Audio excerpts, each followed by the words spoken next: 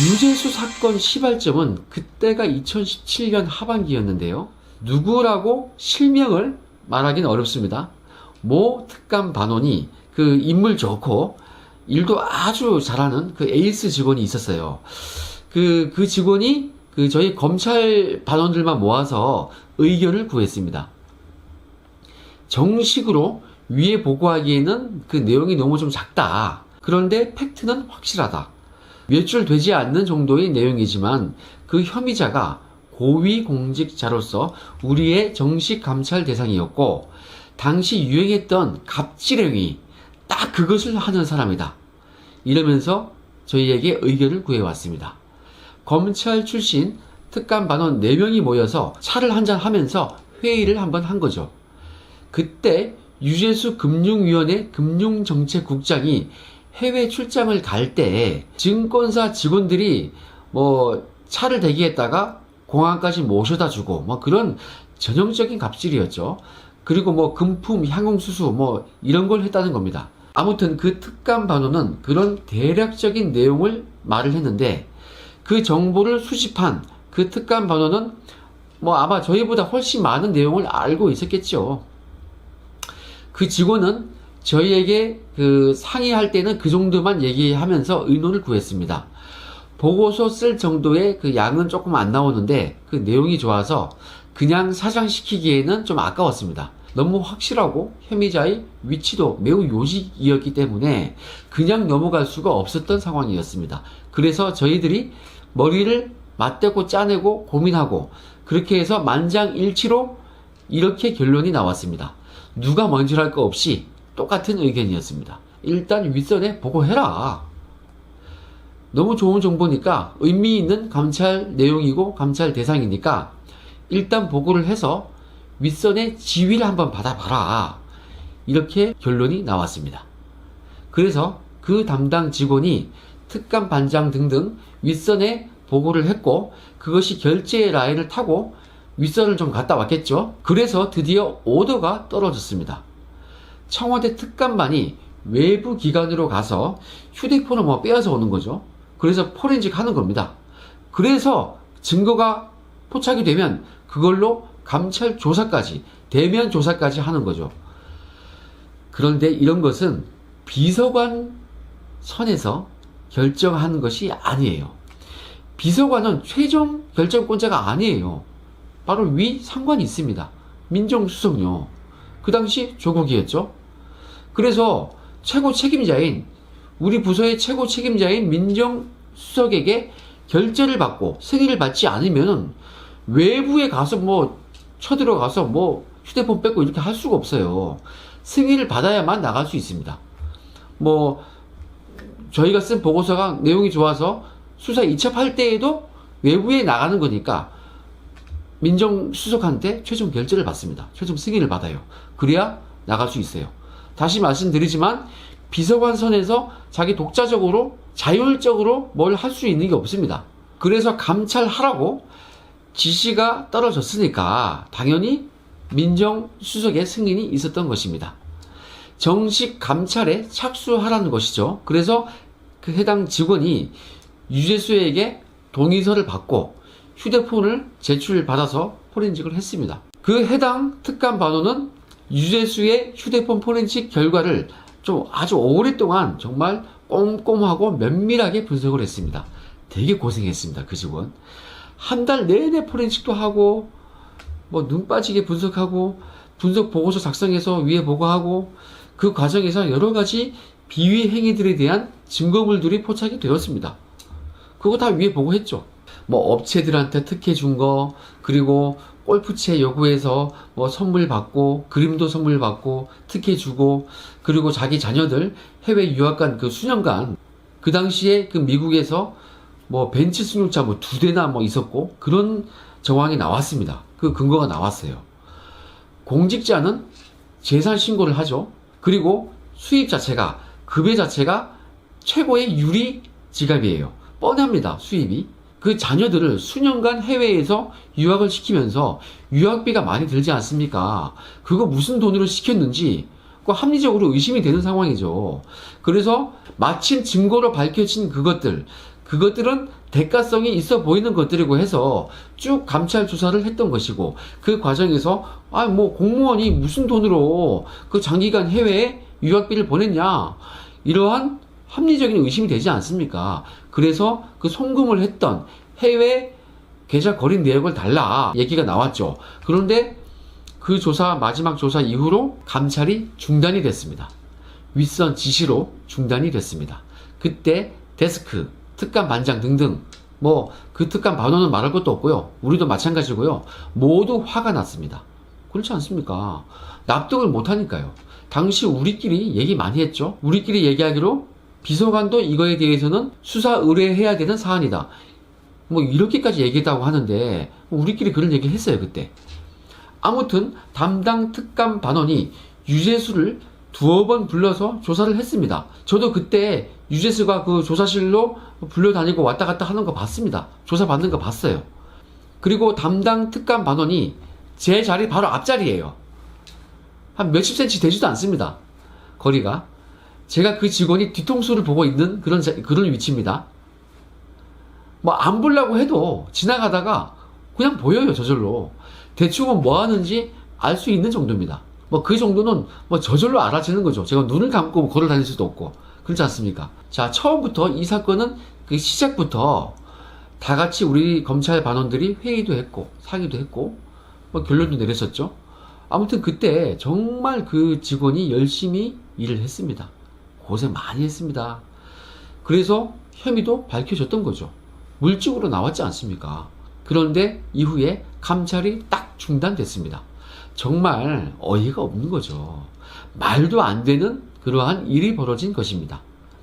뭐 한마디로 비리가 있는 자가 뭐 빽 써서 빠져나간 거 아니겠습니까? 이런 일이 최일선 뭐 동네 관공서도 아니고 2017년 촛불 정부라고 하는 이 정부 청와대에서 벌어진 일입니다. 그런데 여러분, 나중에 시간이 좀 지나서 제가 알게 된 것인데요. 유재수가 얼마나 힘이 있냐면요. 청와대 수뇌부들도 쩔쩔맵니다. 무슨 말이냐면, 시간이 좀 지나서 보니까 유재수 건이 최초로 언론에 공표되고 나서 기자들이 뭐 대변인 등등 청와대 수뇌부들에게 뭐 감찰 내용 물어봤을 거 아니에요. 확인 전화. 그런데 뭐라고 했습니까? 정말 황당합니다. 뭐라고 얘기했냐면, 그분이 프라이버시가 있기 때문에 그 내용을 말할 수 없다, 이렇게 얘기했습니다. 아니, 힘있고 빽이 있으면 뭐 비리 감찰 받은 거 그것도 프라이버시인가요? 무슨 이런 회개한 논리가 있습니까? 저는 그런 프라이버시 때문에 알려줄 수 없다, 이러한 변명은, 이러한 논리는 제가 새 정권 특감반이 있으면서 난생 처음 들었습니다. 아무튼 그렇게 유재수 건 감찰이 중단된 그 이후에 저희 특감반에 이상한 일이 벌어졌습니다. 무슨 일이 있었던 걸까요? 정말 생각도 못할 일이 벌어졌습니다. 우리 특감반이 이 정부 초기에 이 정부의 실세 중에 한 명인지를 전혀 모른 채 진행했던 유재수 사건 감찰, 그 감찰 조사를 진행했던 우리 특감반, 유재수에게 자녀 유학비를 해외에 송금했던 그 거래 내역 자료, 그것을 요구한 이후에 그 감찰이 중단이 되어 버렸다고 했죠. 그 중단된 그 사건, 그 마지막 조사 직후에 유재수가 병가를 냈습니다. 몇 개월간 병가를 내고 사표를 제출해서 명예롭게 퇴직을 합니다. 그리고 민주당 수석 전문위원으로 영전을 해서 갑니다. 그리고 2018년 6월 지방선거에서 민주당이 승리한 이후에 유재수는 부산시 부시장으로 더욱 영전을 합니다. 참 실세죠. 그렇죠? 징계를 받아야 했을 사람, 수사받아서 형사처벌을 받아야 했던 그런 사람이 영전에 영전을 거듭하다니, 우리 특감 반원들은 그것을 지켜보면서 깜짝 놀랍니다. 그리고 그 과정에서 놀라운 일들이 벌어집니다. 우선 그 일을 했던 그 담당 특감 반원이 너무너무 힘들어 했습니다. 세상에, 조사했던 그 사람이 오히려 더 힘들어하는 기현상이 발생했습니다. 그리고 결정적으로 그 직원에 대해서 안 좋게 얘기하는 투서가 들어갔습니다. 그래서 오히려 그 직원이 열심히 일을 해놓고는 죄송하다고 하는 그런 엽기적인 상황이 일어났습니다. 그때에는 저도 우윤근 건 감찰 보고서, 검증 보고서 이런 거 올릴 때였죠. 아무튼 친여권 실세들의 그 보고서들은 이렇게 모두 묵살된 것입니다. 그리고요, 우리 특감반 검찰 출신 4명 중에, 그리고 고생했던 저랑 그 유재수 건을 썼던 그 특감반원, 이 2명이 복귀하라는 통보를 받았습니다. 저희가 2017년 7월 14일자로 그 특감반에 그 공문으로 파견이 처리가 되어 있는데요. 6월 달에 그 한 달 전에 복귀하라는 통보를 받습니다. 그 1년에 맞추어서 이제 가라 이거죠. 거의 그런 경우가 없었습니다, 과거에는. 아니, 복귀하라고 할 것이면, 전원 복귀하라고 하든지, 검찰 반원만 복귀하라고 하든지, 그게 아니고, 저하고 그 유재수 건을 썼던, 감찰했던 그 직원 2명만 복귀하라고 통보를 준 겁니다. 이거, 누가 봐도 이상하지 않습니까? 그렇죠? 그런데 그 복귀하라고 통보한 6월달, 그 시기가 좀 웃깁니다. 유재수가 사표를 쓴 지 얼마 안 되어서 2018년 7월경에 부산시 부시장으로 가는데, 저희는 그 한 달 전쯤 6월 달에 복귀하라는 그 확정 통보를 받은 겁니다. 저희 검찰 출신 특감반원 4명 중에 고생해서 일을 했던 저희 2명만 찍더라고요. 나머지 직원들도 고생했죠, 똑같이. 그런데 저희 2명만 골라서 복귀시킬 그럴 일이 아니었습니다. 그리고 특감반장한테 직접 얘기를 들은 겁니다.